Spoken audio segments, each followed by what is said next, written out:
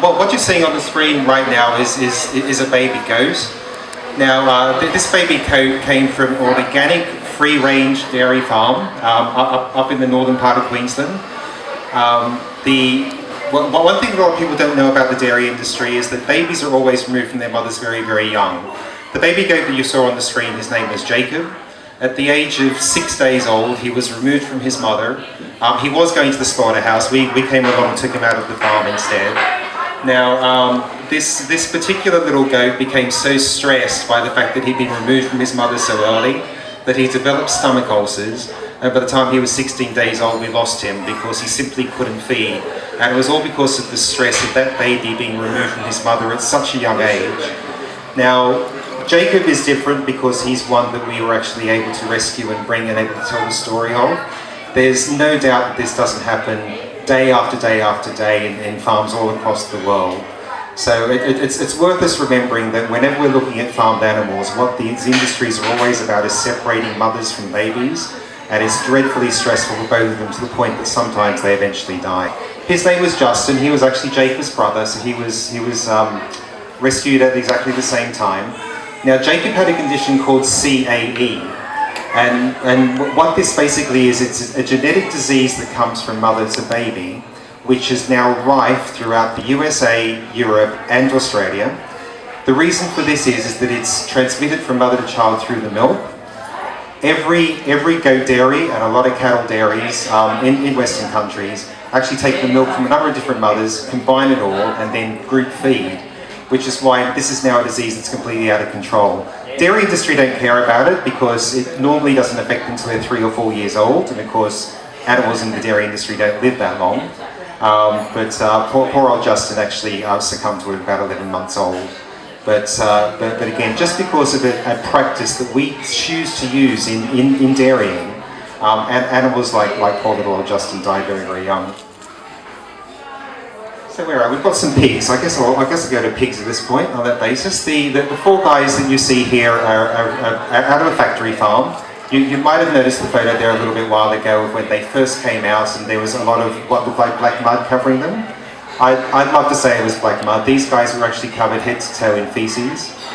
When they arrived, you might have seen the photo of all of the mucus drooling out of their noses and everything. They were very, very sick and very, very unwell. These guys were about 2 months old. Again, they had no mother.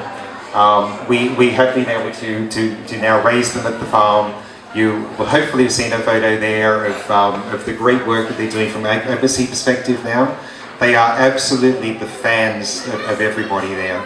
One of the things that you might notice when the photos come round again is that while they were absolutely in disgusting, filthy condition when they first came to us, pigs are actually very, very clean animals, regardless of what most people think. And you'll see some photos there of what a natural pig looks like, which is actually a very, very clean animal. They are the only animal on the farm, in fact, that doesn't produce waste where they live. They will always go outside and pick an area to actually produce waste. Their houses are always beautifully clean, and I can see some people in the room who have actually had a nap in their house to show just how clean it is. The little one that we have here, we've still got another little one. This is another little baby goat. She's got an interesting story as well. Her name's Lucy. She came to us when she was 5 days old. Now, Lucy is actually part of a wild herd, so she wasn't even intended to be a farmed animal. The herd that she lived with decided to wander onto a farmer's property. That farmer decided to make some money. He rounded the herd up, took them all to slaughter.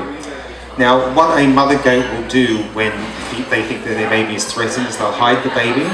So Lucy was hidden, but of course when mum didn't come back, she got very, very hungry. And at 3 days old, all that she knew to do was to eat grass because there was no milk around, so all she could do was what she'd seen the other goats do. So for 3 days, this baby goat was eating grass, which has no nutritional value for a baby whatsoever.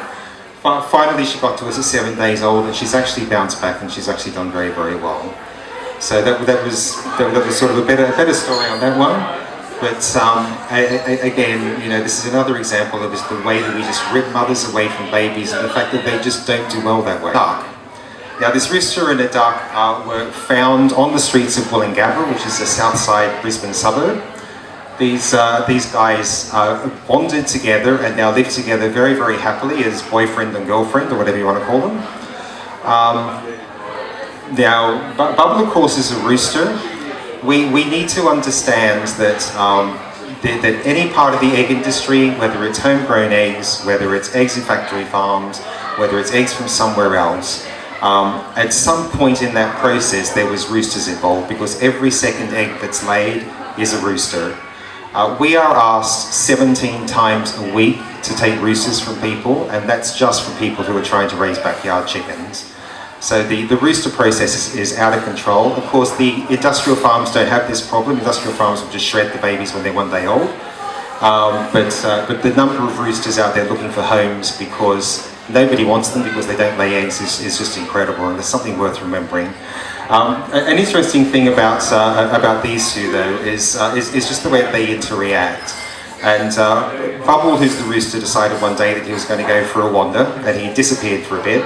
We were getting very concerned because it was getting very late and we couldn't see him anywhere. Eventually, though, just as it was getting dusk, he appeared up over a hill and wandered back home. Now, Squeak, his duck girlfriend, who had been calling for him since 4 o'clock, saw him, went marching over and yapped at him for at least 15 minutes. He tried to wander away and she just ran around after him, yap, yap, yap, yap, yap. And we thought, wow, this is amazing. She actually looks like she's telling him off for being out all day. So anyway, silly Bubble does it again the next day. Comes back again right at dusk like he did the previous day. And then this time, Squeak follows him around for half an hour. Yapping, yapping, yapping, yapping, yapping. And you know what? He hasn't done it since. So I guess she won through. Now the little guys that you see here are battery cage rescues. So these are people who have been industrial farm, or chickens I should say, have been industrial farm. Well, they were until we went to the pigs again. The battery chickens that you'll have seen have basically no feathers. They came to us almost completely unfeathered. For the first 24 hours that they were with us, they stood in one spot and had really no idea what to do, because they'd never been in a position where they could even move forward or backwards or spread wings or anything like that. But we had these guys under heat lamps for 6 months before they could grow their own feathers. Any farming system that thinks it's acceptable to leave an animal looking in that condition simply cannot be right. Right, and we've just moved on now. These are what they call broiler chickens. So these are chickens that are used for meat production. The poor old guy that you saw a moment there, his name was Marshall. He died about a month ago. He was 7 months old at that point. And like a number of the others who'd come to us before, he simply died of a heart attack. And the reason these birds die for a heart attack is they're genetically modified and screwed around with in terms of the feed and things that they're given to make them grow very, very fast. These birds were full grown at about 3 weeks old. They were still cheeping like pigs, they still had yellow feathers, but they were the size of the other chickens at 3 weeks old. They normally go to slaughter at 6 weeks, these guys. All except one now, so three came into us, all except one have died of heart attacks. And it's a very, very quick process, thankfully, but it's just simply because what we've done to them is we've genetically made the meat grow on them. So we've produced lots of flesh, but their organs are exactly the same size of a smaller chicken. So of course these tiny organs simply can't pump everything around about them. And I was hoping that we might have Lily here.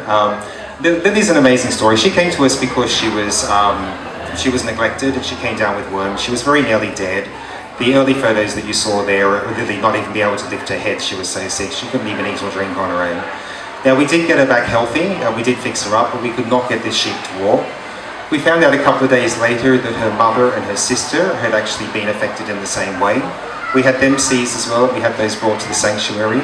Within 12 hours of Mum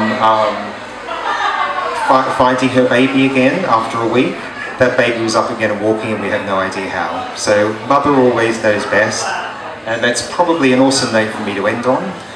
Just the photos that you see here of the annual walk for farm animals that we do. It's in Brisbane, but we'd love to see any of you guys up there.